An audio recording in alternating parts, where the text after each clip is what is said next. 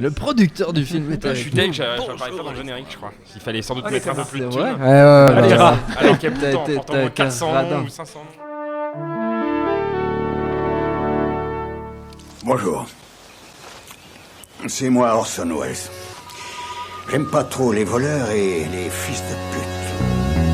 Salut, c'est Nos Ciné, votre rendez-vous hebdo avec le cinéma qui cette semaine s'émerveille de toute son âme pour Anomalisa, le très étonnant film d'animation signé par Charlie Kaufman, co-réalisé par Duke Johnson, grand prix du dernier festival de Venise, l'occasion pour nous de revisiter la prolifique carrière de Kaufman. Et pour en causer autour de la table ici autant que trois vibrantes anomalies de la critique, Julien Dupuis, salut Julien. Bonjour. David Honora, salut David. Salut Thomas. Et Alexandre Herbeau, salut Alexandre. Salut Thomas. Allez, c'est Nos Ciné épisode 39 et c'est parti.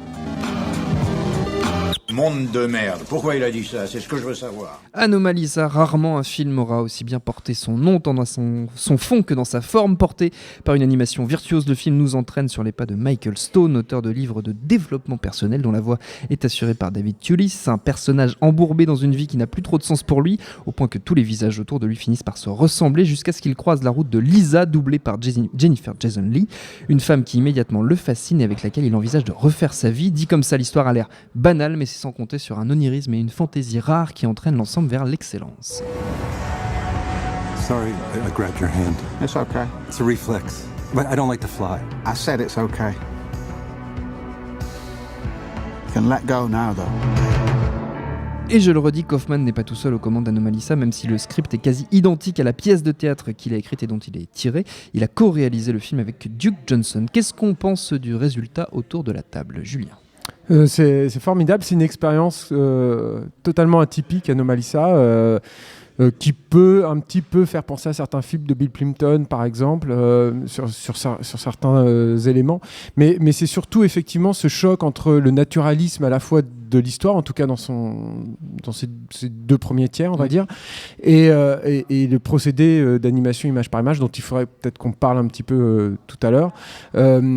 Parce qu'il est assez particulier en fait sur Anomalisa, et donc ce choc entre des situations très banales qu'on a pu vivre tous autour de cette table et la façon dont elles sont dépeintes et retranscrites dans le film provoque des sensations absolument étonnantes. Voilà. David. C'est un film étonnant. Enfin, ça, c'est vrai que c'est un qualificatif qui lui va plutôt bien. C'est le mot parce que en fait, on rentre dans un univers qui est ultra familier. Effectivement, dans le début du film, notamment, il y a une longue séquence. L'ensemble du film se passe dans un hôtel. J'ai oublié le nom de la ville. Cincinnati, oui, qui est hyper importante dans le cadre du film. Et en fait, on assiste à tous les petites, j'allais dire les anomalies du quotidien, enfin les trucs tout cons de est-ce que la douche marche dans l'hôtel, comment est-ce que le chauffeur de taxi est sympa ou qu'est-ce qu'il va nous conseiller à voir dans la ville, enfin il y a plein de gags qui reposent là-dessus, et donc des trucs qui sont habituellement liés à un type de comédie plutôt naturaliste dans le traitement, et qui là, déportés sur du cinéma d'animation, font un effet très bizarre. C'est-à-dire qu'on ne s'attend pas du tout à avoir quelque chose d'aussi réaliste et aussi terre-à-terre traité avec de l'animation. Ouais. Et après, par ailleurs, l'animation est visuellement extraordinaire. Enfin, vraiment, c'est d'une beauté... on se demande, et Julien pourra certainement mieux l'expliquer, mais on se demande tout simplement comment ils ont fait ça. Ouais, vraiment, c'est la question qu'on se pose, vraiment. On a la chance d'avoir autour de la table un des producteurs du film, Alexandre Herbeau, parce qu'en fait, il faut savoir que le film a été crowdfundé quand même. Ça, ouais. Et toi, tu as participé, à cette collecte de fonds. Est-ce qu'on peut peut-être expliquer comment ça s'est construit? Alors, c'était un Kickstarter, donc, et ça date pas d'hier, puisque ça fait plus de 3 ans et demi. C'était donc l'été 2012 que sur Kickstarter, donc ce projet débarque. Et il faut savoir que ce projet, initialement, c'était un moyen métrage. Il était censé durer 40 minutes. C'était présenté donc déjà évidemment comme un film écrit et réalisé par Charlie Kaufman. Ce qui m'avait aussi attiré là-dedans, c'était que c'était un film produit par Dan Harmon, c'est sa boîte Starburn donc, qui coproduit le film, et c'était un moment très particulier dans la vie de Dan Harmon, génial créateur de la série Community, qui bosse aussi sur Rick and Morty, dont on a dit le plus grand bien ici. C'était l'année où il s'était fait virer de sa série comme showrunner. Avant de revenir. Voilà, c'était entre la saison 3 et donc la saison 4, donc c'était le moment où on savait que ça allait pas forcément très bien dans sa vie, donc on imaginait que ça pouvait avoir de l'influence potentielle sur ce projet-là. Bon, au final, je pense qu'il en est rien, parce qu'il a juste coproduit, il a vraiment pas une implication directe direct dans le résultat final, mais c'est assez intéressant. Et surtout, son co-réalisateur Duke Johnson, c'est aussi le réalisateur d'un des épisodes entièrement animés en stop motion de Community, qui avait été extrêmement bien accueilli. Et donc ça fait plus de 3 ans et demi que ce film-là est en gestation. Et bon, sur le film en lui-même, donc, comme mes deux camarades, très bonne surprise, vraiment pas déçu. Je dirais que la formule qui a été utilisée par Paramount, c'est une citation d'une critique américaine et qui est utilisée, placardée dans les bandes annonces en disant c'était le film le plus humain que vous verrez cette année sans qu'il y ait un seul humain devant la caméra. Oui. C'est une formule qui peut faire un peu slogan marketing comme ça, mais qui est très vrai, juste. Et le film, voilà, ça a été assez passionnant pour moi de suivre cette genèse-là, parce qu'en tant que soutien, j'ai juste mis $20, je précise, j'avais des mails régulièrement pour voir l'avancée du projet. Ça a été assez douloureux, parce qu'évidemment c'est un processus extrêmement long à produire, compte tenu du budget, de la structure, de la taille de structure. On en parlera tout à l'heure, mais c'est un film entièrement fait de manière indépendante, en dehors du système de studio américain, jusqu'à son succès en festival l'année dernière, et jusqu'à ce qu'après ses cartons à Telluride et à Venise, surtout, où il a eu le Grand Prix, que tu l'as dit, c'est Paramount qui a mis la main sur les droits mondiaux du film. Donc c'est tout de suite devenu quelque chose de plus important. On parle d'environ $5 millions pour l'achat des droits. Le film a été sorti juste à la fin d'année aux États-Unis pour qu'il puisse concourir aux Oscars, et ça a marché. Il a été nommé aux Oscars dans la catégorie meilleur film d'animation. Donc c'est une histoire complètement dingue. D'ailleurs, oui, c'est très triste. Bien c'est sûr. Vrai, il reste cantonné au film d'animation. Exactement, c'est une énorme perte. Mais bon, voilà, film complètement dingue, complètement surprenant, et on a la chance de l'avoir dans une combinaison de salle pas si trop dégueulasse que ça en France, même si évidemment je plains mes camarades co-producteurs, enfin co-soutiens du film, qui s'attendaient à avoir la version numérique du film dans leur disque dur avant que le film sorte, et qui au final ça va pas être le cas pour des questions de droit, comme on l'a expliqué, et qui vont s'ils sont des soutiens dans des villes moyennes ou en pleine Cambrousse, ils vont devoir attendre très longtemps avant de le voir. Mais en tout cas voilà, une expérience assez dingue. Mais en même temps, c'est vraiment un film à voir en salle, parce qu'il n'y a pas de compromis en fait sur le fait que ce soit de l'animation. Techniquement, un des trucs qui est très étonnant dans le film, c'est que par exemple la mise en scène se permet des choses qu'on ne se permet que très rarement dans l'animation. C'est-à-dire, il y a des très très très gros plans, il y a des mouvements de caméra qui suivent les personnages à l'intérieur des décors, donc il a fallu que les murs des décors miniatures soient escamotables et qu'on puisse passer la caméra dedans, ce qui se fait habituellement dans l'animation, mais pas avec ce degré de sophistication, quoi. Et la chose qui est intéressante, moi il me semble, à souligner dans Anomalisa, c'est que c'est de l'animation, mais qui ne se cache pas d'être de l'animation, au contraire même. C'est-à-dire que les personnages sont animés en image par image habituelle. Bon, on connaît la technique, ce sont des petites figurines, on les bouge entre chaque image, il y a 24 images par seconde, donc il faut les bouger 24 fois. Et les visages, c'est un petit peu différent, c'est ce qu'on appelle de l'animation par substitution. Donc en gros, on modélise le visage des futures marionnettes en 3D, et sur ordinateur, on crée les différentes expressions. Et après, on utilise l'imprimante 3D pour imprimer ces différents visages et ces différentes expressions. Et les animateurs ont comme ça une série de visages escamotables qui peuvent placer sur les marionnettes. Et c'est ce qui crée en fait l'animation et le visage. Alors c'est une technique qui est utilisée depuis assez longtemps, hein. Il y a un animateur, un réalisateur très connu qui s'appelle George Pal, qui faisait ça déjà dans les années 50 aux États-Unis, un expatrié hollandais. Et c'est une technique qui a été de plus en plus utilisée dans le cinéma d'animation, notamment sur L'étrange Noël de Monsieur Jack. C'est comme ça qu'était fait le visage de Monsieur Jack, et qui a été popularisé dernièrement avec un studio qui s'appelle Laika, et notamment sur Box Trolls et sur Paranorman. Seulement, ce qui se passe en général aujourd'hui quand on utilise cette technique, c'est que pour avoir le plus de latitude possible au niveau de l'expression des marionnettes, les visages sont scindés en 3 parties. C'est-à-dire qu'il y a la partie arrière du crâne, et sur le devant, il y a une partie pour la bouche et une partie pour les sourcils. Et du coup, il y a comme ça une césure à l'intérieur du visage qui est gommée numériquement sur les films de Laika. Et là, Charlie Kaufman et Duke Johnson ont décidé de ne pas gommer cette césure. Ce qui fait que quand on voit Anomalisa, on ne peut jamais perdre de vue qu'il s'agit de petites figurines, en fait, et que leur taille est finalement minuscule et qui sont très très éloignées de nous, et ça contribue à cette espèce de distance et de proximité simultanée quand on regarde le film. C'est quelque chose de très fort. Et c'est un choix qui n'est pas du tout lié à un éventuel manque de budget, parce que s'ils avaient voulu l'effacer numériquement, c'est un vrai choix esthétique et narratif, parce que ça, sans spoiler, c'est complètement justifié par l'histoire du film. Et en même même temps, je suis tout à fait d'accord avec ce qu'il vient d'être dit, c'est-à-dire qu'en gros, à aucun moment du film, on peut être berné complètement par le fait qu'on regarde un film d'animation. Et ceci dit, dans certaines scènes, notamment la fameuse, je spoil pas trop parce que beaucoup de gens le savent, il y a une scène de sexe dans le film qui est admirablement mise en scène. Je pense que c'est la scène de sexe la plus réaliste que j'ai vue au cinéma depuis des années. Il y a plein de petites choses, genre on se cogne la tête en se remettant sur le lit. Bref, il y a plein de petits détails qui sont en général complètement chantés, complètement mis de côté dans les vrais films en live action et qui là sont retranscrits de manière plus fidèle pratiquement. Un petit détail sur cette scène de sexe, c'est que Anomalisa est aussi un projet très atypique et totalement chéri chez les animateurs, à tel point que il y a des animateurs stars qui ne parleront peut-être pas au grand public, mais qui ont travaillé quasi gratuitement, voire gratuitement en fait sur le film. Et notamment sur cette fameuse scène de sexe qui fait beaucoup parler d'elle à juste titre. Il y a quelqu'un qui s'appelle Eric Clayton qui a travaillé dessus, qui était superviseur de l'animation sur le King Kong de Peter Jackson, qui a travaillé sur L'étrange Noël de Monsieur Jack, qui est un grand nom en fait de l'animation image par image et qui a tenu en fait à contribuer à ce projet ce qui montre bien que voilà, c'est exceptionnel en fait de voir quelque chose comme ça. Anomalisa, c'est en ce moment au cinéma. Corésie, vous ne verrez pas ça tous les jours, vous l'avez compris.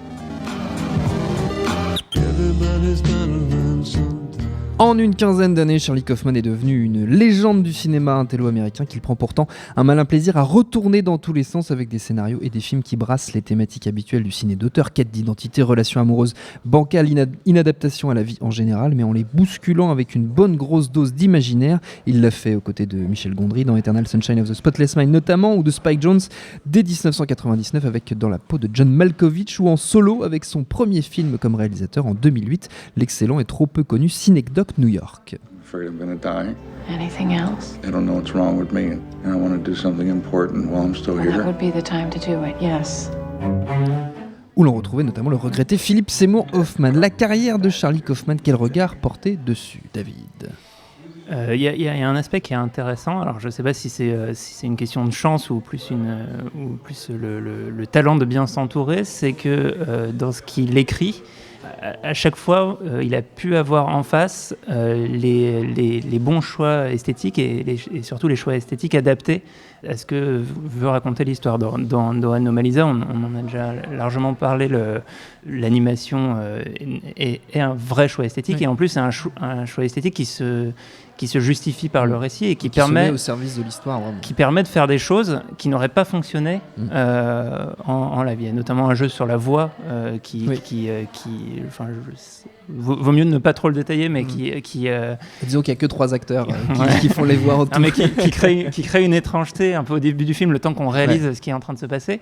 Et évidemment, en live, ça n'aurait pas du tout fonctionné de la même manière. Et dans un domaine différent, sur Eternal Sunshine, le matériel de base, pour moi, trouve du répondant dans ce que Gondry réussit à faire dans la mise en scène et dans toutes les questions de trucage et de mise en image de choses potentiellement très théoriques.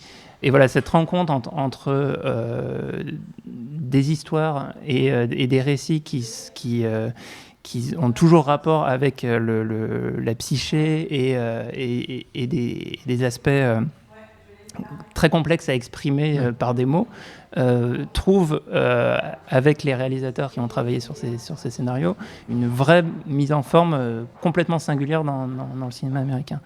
Et donc je pense qu'il y a vraiment un sillon intéressant à creuser et à découvrir autour de son cinéma. Alexandre ? Déjà, le terme scénariste star est un peu un terme toujours un peu compliqué à utiliser, mais c'est vrai qu'il se justifie quand on voit que sur des affiches de films, par exemple, on va mettre par le scénariste de machin, etc. Voire même tout simplement par Charlie Kaufman dans certains cas. C'est un gars qu'on a pu croire à un certain moment donné, notamment avec adaptation de Spike Jonze, puis son premier film, le très bon Synecdoche New York, un peu peut-être obnubilé par sa propre condition de créateur. Beaucoup l'ont traité d'un peu, parfois l'ont taxé de nombrilisme, voilà. Sauf qu'en réalité, je pense que l'adaptation et Synecdoche sont déjà deux projets extrêmement différents, mais le fait d'avoir en personnages principaux des gens qui cherchent l'inspiration, qui cherchent à créer quelque chose, c'est vraiment un outil de base, mais après les films partent vraiment dans des directions très différentes. C'est une carrière qui est complètement assez exceptionnelle à Hollywood, parce que voilà, il a travaillé avec de très bons metteurs en scène issus du clip. Ses films ont à chaque fois été plutôt bien reçus, et en même temps il n'a pas non plus tout ce qu'il veut en claquant des doigts. Il avait un projet de série dont le pilote avait été tourné et ensuite refusé. Il a eu pas mal d'échecs. Voilà, Anomalisa, on l'a dit, a été fait entièrement en dehors du système des studios. Et d'ailleurs lui-même ne voulait pas du projet à la base, il voulait pas qu'on l'adapte. C'est ça, une pièce de théâtre. Il était complètement pas chaud du tout. Il était pas chaud du tout. Ouais, il a fallu le convaincre. Il a réussi à être impliqué dans cette histoire-là. Et ce qui est assez marrant d'ailleurs, c'est que Synecdoche New York, donc effectivement qu'on peut conseiller au plus grand nombre, c'était pour faire rapide l'histoire d'un metteur en scène de théâtre interprété par Philip Seymour Hoffman, qui à la suite de la réception d'une bourse se voyait avoir un gros budget pour monter sa pièce, et il arrivait dans un espèce d'entrepôt gigantesque à New York où au fur et à mesure des années il recréait complètement à l'identique toute sa propre vie. Il était ensuite lui-même, son propre rôle était interprété par quelqu'un d'autre. Enfin, c'est vraiment les poupées russes complètes, et c'est un projet qui prenait de l'ampleur au fil des années, et mine de rien c'est un petit peu à une échelle beaucoup plus réduite ce qui s'est passé sur Anomalisa, puisque d'un moyen métrage tourné avec le soutien des gens sur Kickstarter, le film a évolué en long, après a gagné de l'ampleur avec les festivals, après a été récupéré par une major pour la distribution. Bref, c'est un petit peu à une échelle plus réaliste et plus réduite ce que son personnage vivait dans Synecdoche New York, la grandiloquence d'un projet qui prend de l'ampleur. Et moi du coup j'ai très hâte de voir ce qu'il va proposer ensuite, parce que là il avait quand même une très très solide béquille avec la présence de son co-réalisateur, avec l'animation. Donc même si c'est un film 100% à mon avis kaufmanien, il est aussi quand même énormément marqué par le médium en question. C'est pas un spécialiste de l'animation en tant que tel. Donc voilà, très hâte de voir la suite. J'ignore pour l'instant quels sont ses projets. Julien. Moi, ce que j'aime beaucoup chez Charlie Kaufman, c'est qu'il est assez réputé pour signer des scénarios qui sont assez surréalistes, qui œuvrent dans le fantastique. Mais pour moi, c'est avant tout quelqu'un qui est extrêmement sensible. Et tout ce qui est fantastique ou décalé de la réalité émane en fait des émotions qui sont presque trop fortes pour être contenu par la réalité.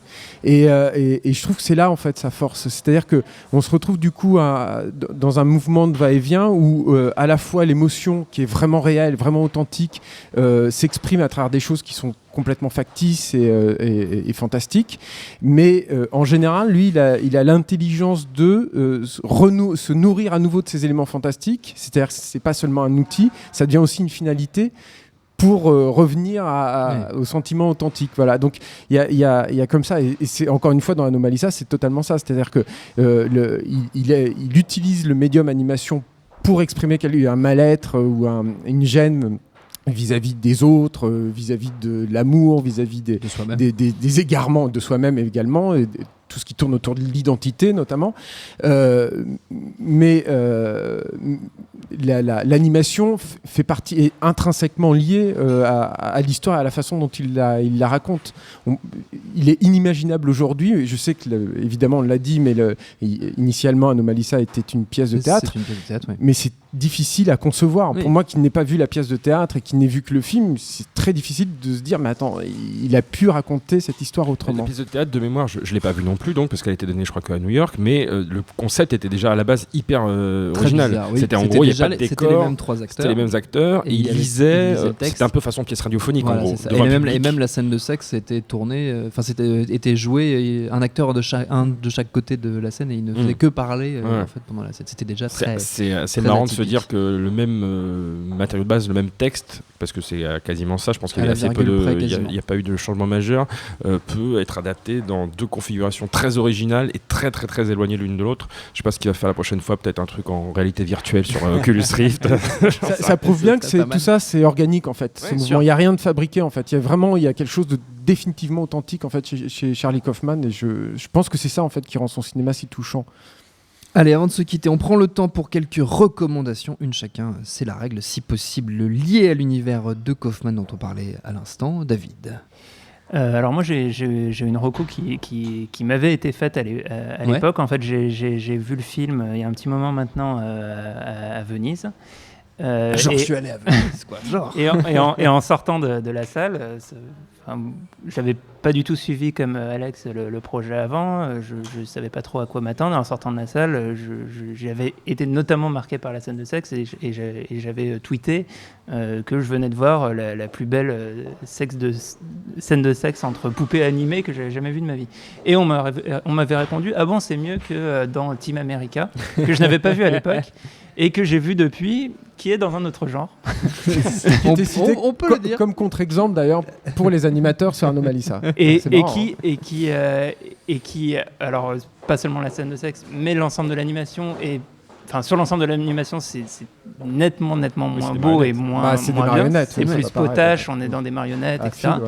Mais c'est un film assez euphorisant, parfois complètement débile et en même temps avec un sous-texte qui même à mon avis à l'époque, il n'y avait pas beaucoup d'équivalents, qu'il faut absolument voir parce que c'est très très très marrant. Et c'est signé par les deux créateurs de South Park, Trey Parker et Matt Stone. Grand défi technique aussi, d'ailleurs, Team America.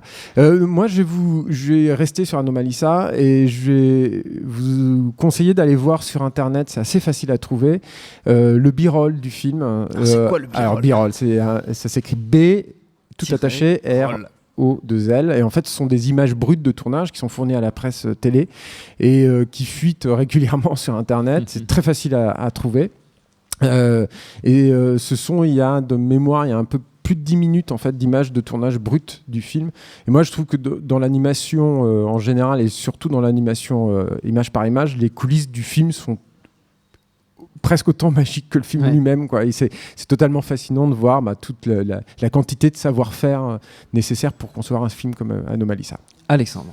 Alors moi je vais faire une recommandation très courte et assez éloignée de l'univers de Kaufman encore mais on reste dans la stop motion et c'est le film des studios Hardman sorti l'an dernier, Shaun le mouton, Shaun the Sheep, et si vraiment on voulait tirer les trucs par les cheveux on pourrait se dire que il y a l'aliénation dans les grandes villes, etc. Mais en fait non, c'est juste que c'est drôle. C'est juste que c'est drôle. C'est quand même extrêmement jouissif, je suis d'accord. Notre temps est écoulé, merci à tous les trois, merci à Jules à la technique et merci au Tank pour l'accueil. Prochain Nos Ciné, ce sera dans une semaine, on parlera de AV César, bien sûr, le nouveau film des frères Cohen. D'ici là, vous retrouvez toutes nos anciennes émissions sur Steve Jobs, sur Legend, sur Creed, sur Le Garçon et la Bête, sur Les 8 salopards et bien d'autres un peu partout sur le net. C'est facile, quelle que soit la plateforme. On s'appelle Nos Ciné à chaque fois. Si vous êtes vraiment paumé, vous n'allez qu'à aller au plus simple, nosciné.com. Moi j'ai dit poney, c'est pas grave. N'hésitez pas à nous laisser vos commentaires. Bon ou mauvais, on les lit tous et on vous dit à la semaine prochaine.